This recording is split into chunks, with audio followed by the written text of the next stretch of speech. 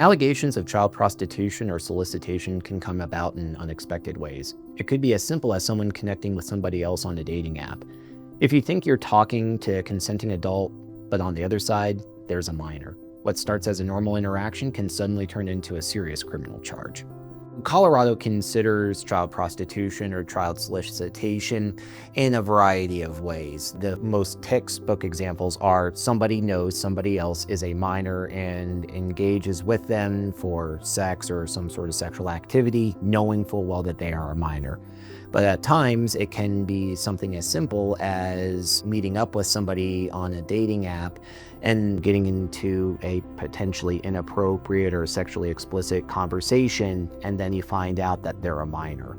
And we're starting to see a lot more of those with the rise of dating apps and everything like that. My team and I have handled numerous cases involving online solicitation of minors. So we recently had a case where we had somebody who was talking to another person online. The person purported to be in their 20s. They then started sharing photos of themselves when they were below the age of 18. At that point, our client had stopped talking to them and actually had deleted a variety of their social media accounts, the apps, and everything like that. However, they were still investigated. We were able to contact the investigators, show the steps that our client had taken, and we were able to do it in a way that was a little bit more useful for the client than had the client handled it himself. As a result of that, he wasn't charged, and we were actually able to get the investigation, so the police reports, the arrest records sealed.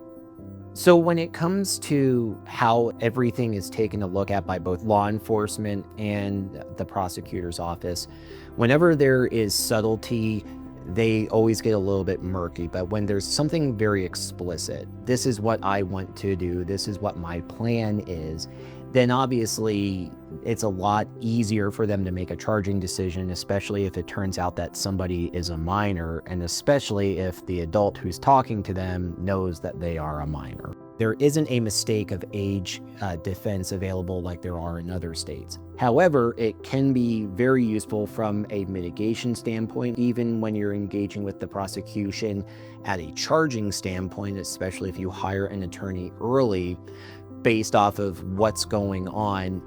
If you can say, hey, listen, this person advertised themselves as a 25-year-old, they looked 25, and all of these things are going on, then there's at least a little bit that can go into the mitigation. But there isn't a pure mistake of age defense in Colorado, so unfortunately that can't be used at trial, but it can certainly be used during a negotiation stage.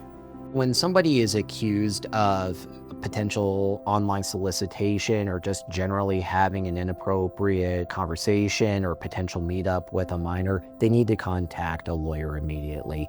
At that point, they need to be able to have somebody on their side who's going to walk them not only through that process, but who's also going to engage law enforcement, not only as a shield for the client, but also a little bit aggressively to try to start knocking out the case even before it gets to court.